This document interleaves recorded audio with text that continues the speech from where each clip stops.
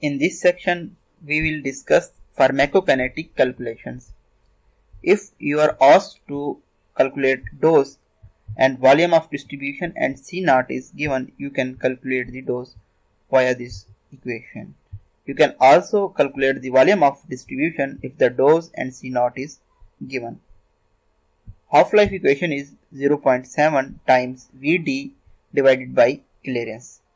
So from this equation, it can be seen that half-life is inversely proportional to clearance while it is directly proportional to volume of distribution.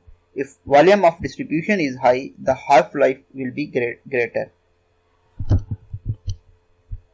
For multiple dose or infusion rate, equations are as follows.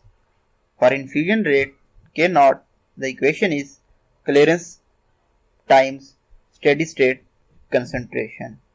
So infusion rate can be calculated by multiplying the steady state concentration and clearance.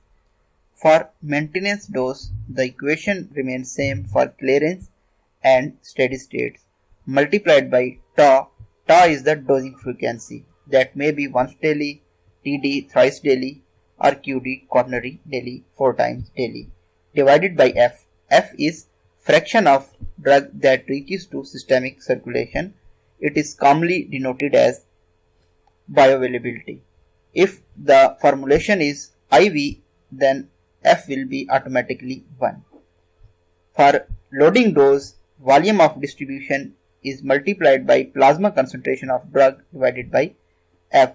In loading dose, we do not need the steady state concentration or maintenance dose. That's why we multiply it with plasma concentration and volume of distribution.